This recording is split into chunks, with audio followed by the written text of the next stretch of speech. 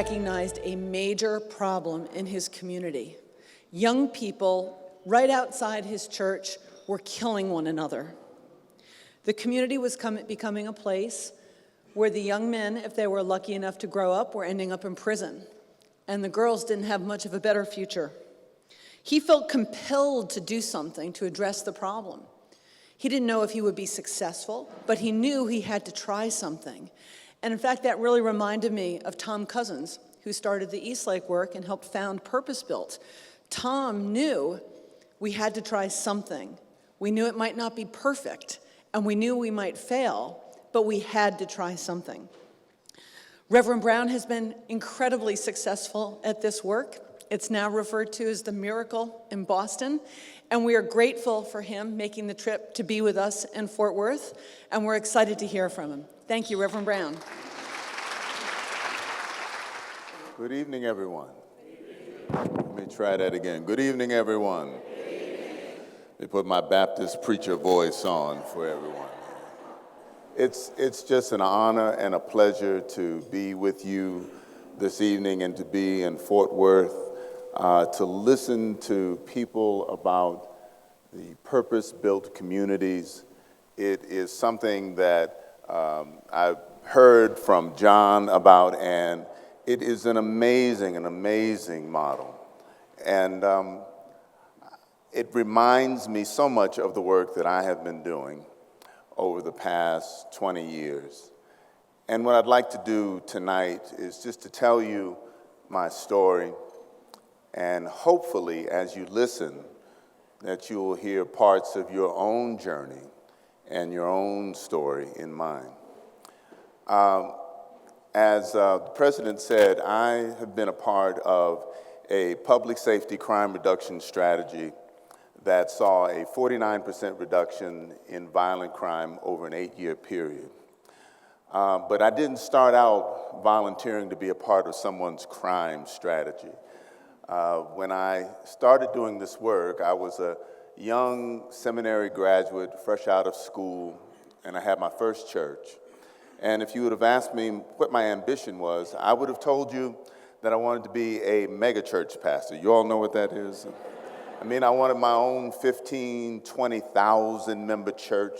I wanted my own television ministry. I wanted my own clothing line, be your long distance carrier, you know, the whole 9 yards, like these preachers. After about a year of pastoring at Union Baptist, the membership went up about 20 members. So, you know, megachurching was way down the road, right? But seriously, if you would have said, what is your ambition? I would have said to you, I just want to be a good pastor. I want to be someone who will be with families through all the passages of life, you know, the birth of children and get raised and go off to school. To be with families through all of the crises of life when someone gets sick and you're there to pray and minister with the family. And to the final transitions, you know, when the matriarchs and the patriarchs, when they pass on, to gather the family together and to remember a life that was well lived. You know, to be a good pastor meant to stand in front of a congregation of people and to preach messages that would be of help for their everyday lives. And I also wanted to play the role of being a pastor, you know, to wear a nice suit and a brim hat and have a black car and roll the window down and wave, you know. There's the Reverend Doctor. And that's what I was doing. I was pastoring in the African-American community. Being a good pastor also meant being a good community leader. And so I wanted to represent the community. And I was doing all of those things. But something else was happening in my city and in the cities all across the country. And that was the homicide rate started to rise precipitously. And young people were killing themselves for reasons that I thought were very trivial reasons. You know, someone stepping on someone's sneaker in a high school hallway, and after school, that person would get shot. Or someone who was standing on a street corner with the wrong color shirt at the wrong time, and they would get shot because of that. Or two young men who were vying for the attentions of a young woman, and She chooses one, and the one that she did not choose shoots the one that she did choose. And so something needed to be done about that. And so I had this congregation of people that I preached to on a weekly basis, and I had this 501c3, this church that I can operate out of. And so I started to preach, decrying the violence in the community, and I started to build programming that would attract at-risk youth to the church. And I would go to my ministerial meetings, and I would encourage my colleagues to do the same thing. If we all started preaching, decrying the violence in the community, and started building programs that would attract youth, that maybe we would stem the tide of violence. The problem was that it didn't work. The violence started to spiral out of control, and it started to change the character of the city. You could go to any housing project, like the one that was right down the street from my church, and you would walk into that place, and to a person, it would seem like a ghost town, because the parents would not allow their kids to come out and play, even in the summertime. You would listen in the neighborhoods on any given night, and you would hear sounds, and to the untrained ear it would sound like fireworks, but it was gunfire. You'd hear it almost every single night in the neighborhoods. And you can go to any emergency room at any hospital in the area on any given night, and on gurneys you would see there in the emergency rooms young Black and young Latino men dying. And I was doing funerals, but not just of the venerated matriarchs and patriarchs who have lived a long life and you have a lot to say, but I was doing funerals of 18-year-olds and 17-year-olds and 16-year-olds and a 14-year-old. And I was standing there in front of the family and friends at a funeral home or at the church, struggling to say something that would be of some meaning. I realized that what I was doing wasn't quite working, and so I revisited what I was doing, and I started looking at the work, and I started to relook at my sermons. I realized I wasn't being innovative enough, so I tried to be more innovative in my preaching. I mean, you all heard of rap music, right? You know, I even tried a rap sermon one time, you know. It didn't work, but I mean, at least I tried, you know. I'll never forget the young person who came up to me afterwards. At the end of service, I usually shake everyone's hand as they're walking out the door. And this young man waited until everyone was gone, and he walks up to me and he goes, rap sermon, huh, Rev? And I said, yeah, what you think about it? And he said, don't do that again, Rev. I said, don't do that again. But I tried to look at the programming that we had and listen to all of the best practice and the trends that were happening in that area. It just didn't seem like anything was working. There was a woman who was going around to the housing projects in the state at that time. She was a part of an organization called the Governor's Alliance Against Drugs, and she was going to the housing projects touting a solution to the violence that was happening in our community. And because I was a community leader, I decided to go and hear what she had to say. She said the following words. She said, this generation that is experiencing the scourge of violence is part of a lost generation. You might have heard that phrase before. She said, our solution is this, that we need to take our time, our talent, and our resources and concentrate it all on the generation that's coming up, because the generation that's experiencing this violence is a lost generation. When I walked out of there, two questions burned inside of me. The first was, how can a community survive minus an entire generation? And then the second question was, if we decide to take our time, our talent, and our resources and concentrate them on the generation that's coming up, very likely they are the children of the generation that we've just thrown away. So I realized that wasn't the answer. But the question was, what is the answer? Then something happened that changed everything for me.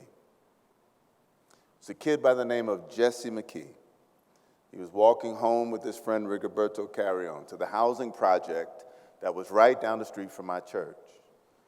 We met up with a group of youth that we later identified as members of the Vamp Hill Kings, which was a Dorchester-based. Dorchester is a section of Boston-based gang. And they were there at the housing project because they had some friends there. They also knew who Jesse was. Jesse had a brand new leather jacket on at the time. And as they were talking with him, the conversation fell on the jacket. You know, how much did it cost? Where'd you buy it from? What kind of leather was it? Then they asked him for the jacket, and he refused to give it to them. And so they killed him. And they killed his friend Rigoberto simply because he was a witness to the whole thing. They tell me that as Jesse was running from the scene, mortally wounded, that he was running in the direction of the church. And he died some 100, 150 yards away from the church. Not to say that he was getting to the church, but if he would have gotten to the church, it wouldn't have made a difference because the lights were out and nobody was home. When I got there later on and they told me about the circumstances, it was an image that I could not get out of my mind. This image of a young man desperate and in need of help, but wouldn't have gotten any help from the church because the lights were out. Nobody was home. A few days later, they caught these youth who had done this dastardly deed, some of them. And to my shock and surprise, they were only a few years younger than myself at the time. But the gulf that was between us was vast. It was like we were in two completely different worlds. And I wrestled for weeks with this imagery of this young man in need of help but wouldn't have gotten any help from the church. And then these young men who were part of my own generation committing these acts, a chasm between us. For weeks, I wrestled with it. And then a funny kind of paradox started to emerge. And the paradox was this. In all of the preaching that I was doing, decrying the violence, including that rap sermon, by the way, I was also preaching about building community. But I suddenly realized that there was a part of the community, a segment of the community, that I was not including in my definition of community. And so the paradox was this: if I really wanted the community that I was preaching for, I needed to redefine my sense of community and reach out and embrace that element that I had cut out of my definition, which meant not to try to go after the youth who were at risk to violence, but to go after the youth who were committing the acts of violence, the drug dealers, the gangbangers. As soon as I came to that realization, quick question popped in my mind, which was, why me? I mean, isn't this a law enforcement issue? That's why we had the police, right? As soon as that question came up, the answer came almost as quickly. Why me? Because I'm the one who can't sleep at night thinking about it. Because I'm the one that's looking around and saying, somebody has to do something about this, and I'm suddenly realizing that that someone is me. I mean, isn't that how movements start anyway? They don't start with a grand convention, excuse me, purpose built, but I mean, with people coming together and coming with a common decision and then walking out in lockstep. It usually starts with just a few, or maybe just one. Well, it started with me like that. And when I realized what I had to do, I said, all right, I need to understand this culture. So I started to volunteer at the high school to understand this culture that these youth were in. After about 2 weeks of volunteering at the high school, I realized that the youth that I wanted to reach, they weren't going to high school. So I started to walk in the community, and it didn't take a rocket scientist to realize that they weren't out during the day, but they were out at night, late at night. So I started to walk the streets at night, started to go into the parks, started to build relationships as I could. And there were several other ministers at the time who had their own revelations and their own paradoxes, and they were doing something very similar to what I was doing, but we didn't know each other. But an incident occurred that brought us all together, and we call that incident the Morning Star incident. It happened at the Morning Star Baptist Church in the Mattapan section of Boston during the wake of a funeral. The kid who was killed was a kid by the name of Robert Odom. He had been killed in a house party during a drive-by shooting. You've heard of drive-by shootings, right? Well, it was his birthday. He was in a triple-decker on the third floor, and this gang decided to concentrate their bullets in this party. Several people were hit, and he was one of the ones that was killed. So he was having his funeral at Morning Star, and during the wake of the funeral, a young man comes in off the street.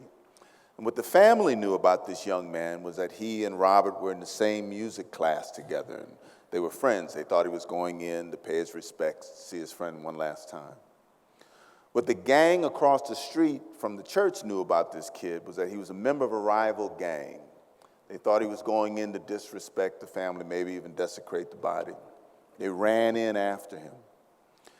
He saw them. He started running. They pulled out their weapons. They started shooting in the middle of this wake. When the pastor came out to see what was happening, to his horror, they were stabbing this young man in front of the altar. And they called that the Morning Star incident. That night, the pastor got on the airwaves and the radio waves and said, a line has been crossed in the community. And the line has been crossed in the community of faith. And it is time for the community of faith to rise and to respond. I'm calling for all available faith leaders to meet me at my church this coming Tuesday at 7 o'clock, and we will talk about how the faith community is going to respond to this violence. And that Tuesday, over 350 clergy from across the Boston area came together to talk about how to respond to the faith community. And when I say everybody was there, I mean everybody was there. The Catholic cardinal and his entourage was there. The Greek Orthodox bishop and his entourage was there. The chair of the rabbinical council and the rabbis were there. The imams from the various mosques, they were there. The Protestant heads of churches and their pastors, anybody who, had a big medallion or a big ring or swung incense, they were all there. And for about 2 hours, eloquent speeches were given. And after 2 hours of speaking, they decided to take action. First of all, to call a press conference and say that the faith community is together and talking about how they're going to respond to the violence. And then the next action was to meet again the following Tuesday to talk about how the faith community was going to respond to the violence. And that following Tuesday, about 300 people came together again, and for about 2 hours, eloquent speeches were given. Those who didn't have a chance to speak the week before got a chance to speak then. And after about 2 hours of speaking, they decided to take action, to meet again the following Tuesday to talk about how they were going to respond to the violence. And that following Tuesday, about 250 clergy came together again, and for about 2 hours, eloquent speeches were given. And after about 2 hours of speaking, they decided to take action, to meet again the following Tuesday to talk about how the faith community was going to respond. And that following Tuesday, you get the idea? Have you ever been a part of a process like that before? So after about 9 weeks of this, and the numbers dwindling down to less than 70, the death knell was sounded to the process. Somebody stood up and said, I think we should break off into committees. But during that time, I met Eugene Rivers and Ray Hammond and Hesse Harris and Gilbert Thompson and Susie Thomas and Bob Fisher and Roland Robinson.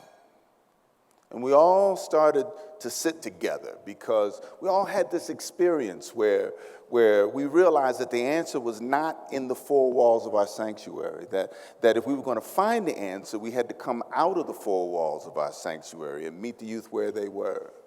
And we were meeting together every week because we would all have our experiences. And so we would share and talk and reflect upon what we were encountering and what it was all about. And after that death knell was sounded, when someone said we need committees, one of us stood up and said, we've been meeting here for about 9 weeks, and we have not asked one young person to come into these meetings to tell us what it's like to be out there. And then we ourselves have not gone out there to figure out what's going on. And they, as a joke, they said, well, we're going to name you as chair of the street committee. But it was like the zeitgeist moment, He said, all right, everyone meet me at my house who's interested. 49 Harvard Street in Dorchester, this coming Friday at 10 p.m., and we will start the street committee. And that Friday at 10 p.m., about 13 of us arrived at the house of the Reverend Eugene Rivers. He lived in the Four Corner section of Dorchester, which was at that time the most dangerous neighborhood in the city. Place where the most shootings occurred, large concentration of youth between the ages of 16 and 24. He lived right in the middle. I'll never forget that night. I remember driving, looking around, parking my car under a street lamp, walking into his house, seeing who was there. He came downstairs from telling his son a bedtime story, looks at me and says, "Is this it?" I said, "Yeah, this is it." He said, "All right, let's go." And then I said, "Go where?" He said, "We're going out there." I said, "Okay, well, aren't we going to have like a strategy session or something? Or are we going to pray? We're ministers, for God's sakes, He said, "All right, let's pray." And off we went. We went up Algonquin Street, took a right on the Washington Street. We walked from 10 at night to about 2, 3 in the morning. And then it was every Friday night and every Saturday night, 10 o'clock at night to 2, 3 in the morning. Then it was every Friday night, every Saturday night, and anytime there was a crisis or shooting that occurred in that area, we would go out and we'd walk. The first times that we did it, people did not really respond the way we wanted, There's some youth who would see us and just keep on stepping. There were others who would see us and then they would cross the street and stare at us. We'd walk the same route every time. I imagine we were quite the anomaly. I mean, we weren't, drug dealers. We weren't drug customers. We weren't the police. And some of us would have collars on, so, it must have been really odd. After about a few weeks, though, we started to get groups of youth who would stop us. We found out later that we were crossing gang territories when we would walk out in the area. And they would stop us in their areas and start talking to us. And we started to talk back to them. And about the third group, we said to them, "Look, we've been walking out here all this time and nobody spoke to us. But now everybody's talking to us. Why is that?" And what they told us was fascinating. They said, "Well, you all have been walking out here and nobody was speaking to you, but the word was going through the streets like wildfire that you all were out there doing this work. We were all watching you. And we were watching you for 2 reasons. First of all, we wanted to make sure that you were consistent in doing this, that you were going to keep coming out. Because you know how these things go. You have a crisis, then you have a crisis response, and then as soon as the excitement dies down, then the effort dies down. But we kept going, and that was interesting to them. And then secondly, they wanted to make sure they weren't out there to be exploited. Because, there's always someone who says, "We're going to take back the streets." But they always seem to have a reporter with them or a television camera. They would enhance their own reputations to the detriment of whoever was out there. When they saw we had none of that, then they decided to talk to us. Then we did an amazing thing for preachers. We decided to listen and not preach. That's right, give me a hand. But it's true. I mean, not that preachers don't know how to listen, but but what we said to them is that we don't know our own neighborhoods after 9 p.m. at night, right? Between 9 p.m. and 5 a.m. But you do. You're the subject matter experts, if you will, of 9 p.m. to 5 a.m. at night. So talk to us. Tell us what we need to know. Help us to see what we're not seeing. Help us to understand what we're not understanding. And they were only too happy to tell us about life on the streets. Absolutely different from what you see in the movies or what you hear in the music. Life on the streets is a lot harder. It's a lot sadder. It's a lot more lonelier than you can ever imagine. And then we said to them, you know, we're not just pastors, but we represent an institution in the community. One of the last positive institutions, if you will, in our inner cities. How do you see the church helping your situation to help reduce the violence in the community? And we came up with a plan in conversation with those youth, 10 areas that they identified. And so we put the plan together and we called it, inventively enough, the 10-point plan. And then we put a coalition around the plan and we called that the 10-point coalition. But that's how the collaboration started. It started with the youth and with those pastors who were willing to listen and not preach. And then we realized that that was not going to be enough, that prayer alone, if you will, and the help from the church was not going to be enough, that we needed more partners and we had to be open to more partners. And so the first partners that we started to acquire were members of the Boston Police Department. Now, if you know anything about Boston and its history of race relations, then you know it's no small thing when I tell you that there were Black and Cape Verdean and Latino pastors who came together with white Irish Catholic police officers. That's really big. But that's how it happened. It didn't happen from the top down, you know, with the police commissioner, district captains, with a bunch of meetings, and then eventually getting down to the streets. But it happened from the bottom up because we found out that the youth weren't the only group of people watching us. But there were these gang unit officers who would drive past us in these unmarked Crown Victoria cars that everybody knows who they are. And they would call us and they say, look, we see that you're out here doing this. They were just beginning their community policing in Boston, and they wanted it to be more meaningful than just to have a bunch of community meetings. And they were saying, is it possible for us to talk about how to collaborate together? And we said, sure, if you're willing to listen to us, and if you're willing to work with us in reducing the violence and helping and allow us to help you to see youth in a different way. You know, they would look at Magnolia Street and the 30 youth there, and the gang unit officers would say, there are 30 members of the Magnolia Street gang. And we would say, no, there isn't, because we know these youth. There are 12 youth who hail Magnolia. The other 18 just happen to live on Magnolia Street. And then we would say to them, you're looking for the hardcore gangsters that carry guns. Of the 12 gang members of Magnolia, only 3 of those are hardcore. So you work on those 3, you leave the 27 to us so that we can try to build lives for them. And that collaboration started to work. We had to talk to the youth first. We said, look, you know, we're going to be meeting with these police officers every week. Is that okay? They were like, yeah, I guess that's okay.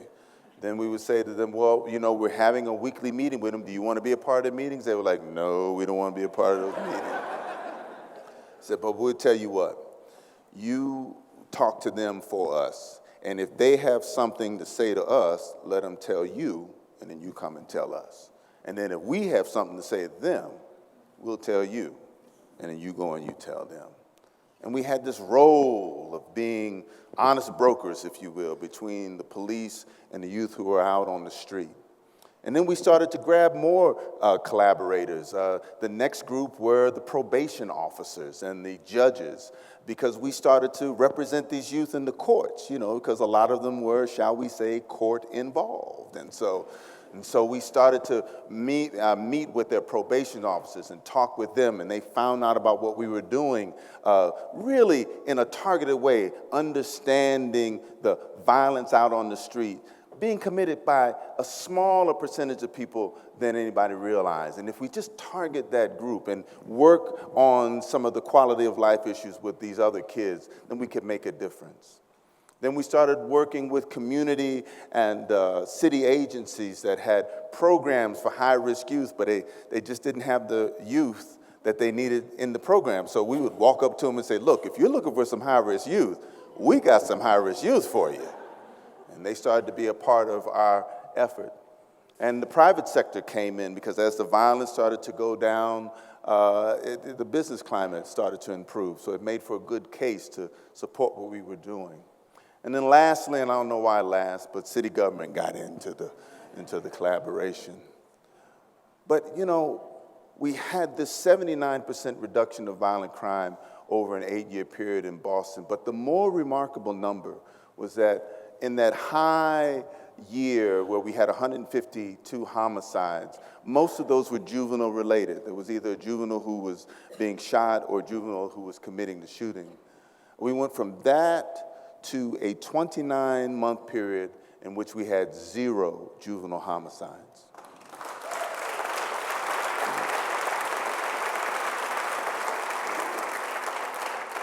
They called that the Boston Miracle.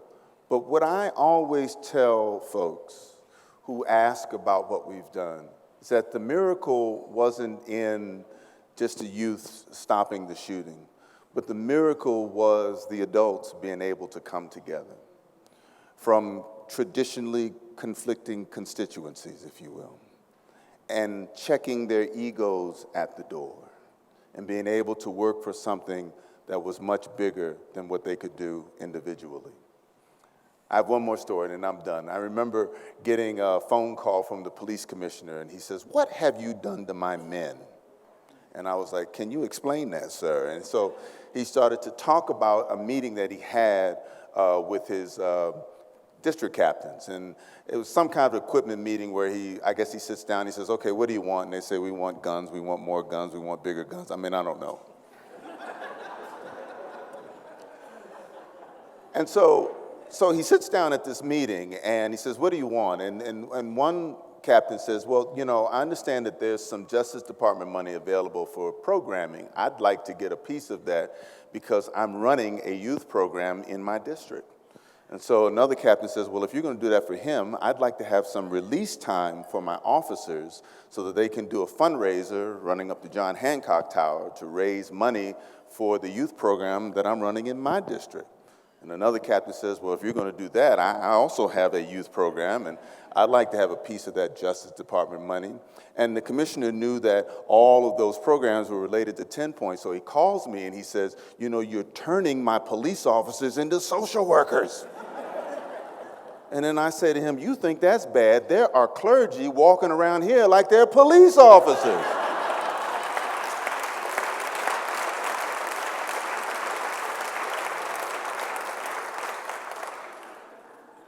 If you're able to look at the youth not as the problem to be solved, but if you look at them as who they really are, people who can be your partner, drawing from their intelligence and from their wisdom, you can actually make a difference.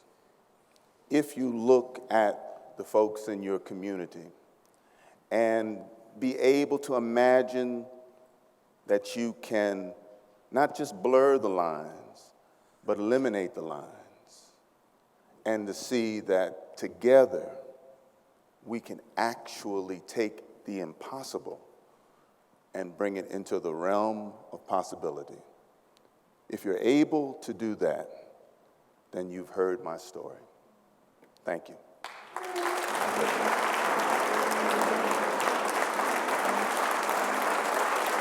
Reverend Brown, thank you so much for sharing your story with us.